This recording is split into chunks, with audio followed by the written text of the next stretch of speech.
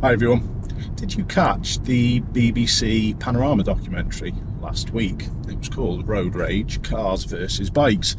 And this is something that's quite close to my heart. I don't like all this my side, your side, anti-motorist, anti-cyclist. I hate all that.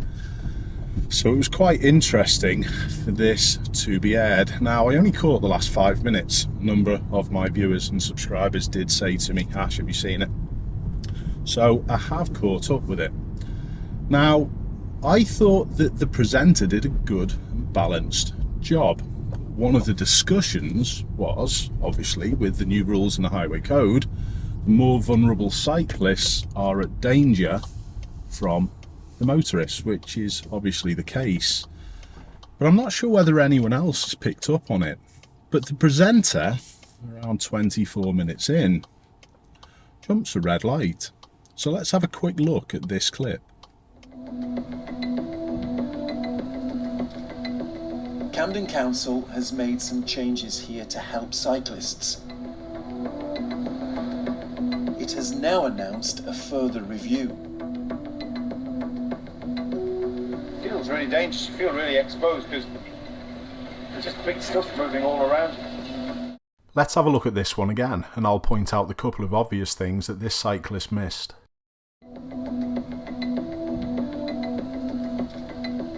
Camden Council has made some changes here to help cyclists. But as you'll see, without effective observation, any infrastructure changes are pretty pointless to reduce risk altogether. The green walking man symbol is displayed, allowing pedestrians to cross this section of road. And even more obvious, the red lights showing at the other side. But our cyclist still goes with the bus coming the other way. It has now announced a further review. Feels really dangerous. You feel really exposed because there's just big stuff moving all around. Luckily, one of my viewers who regularly sends clips in sent me a clip in of exactly the same junction and with them cycling in exactly the same position. So from this clip we can see that the pedestrian crossing area is across the full width of the road. So the journalist from Panorama shouldn't have been going.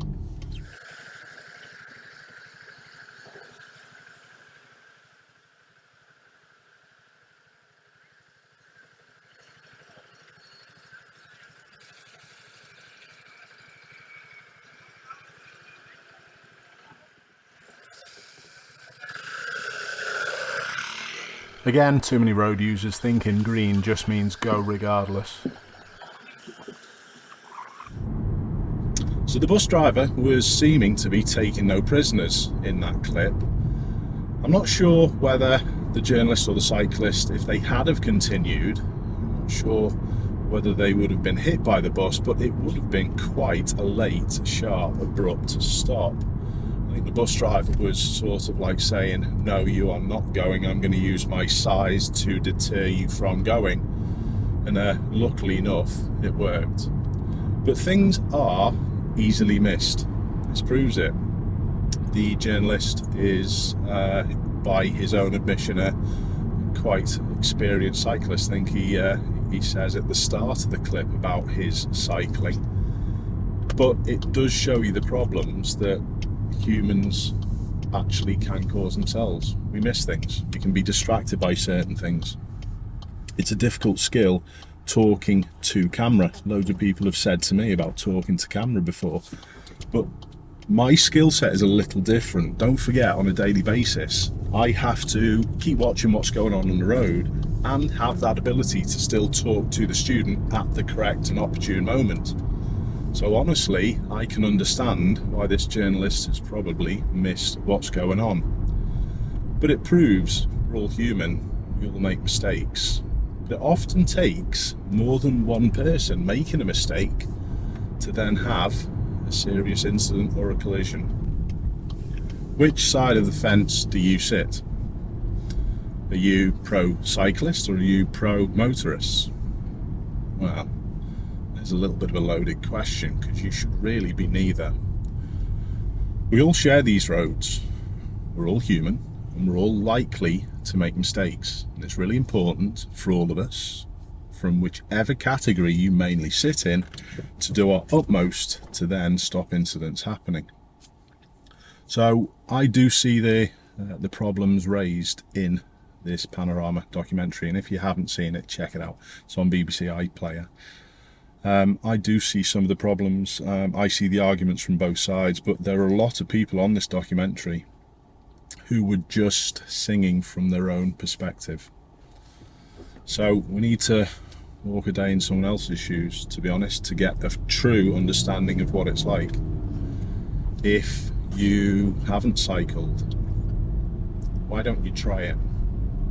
Why don't you get yourself out on the road and find out what cyclists have to deal with on a daily basis? But cyclists aren't totally innocent in these situations. They never are. Go back to what I've said about the human element.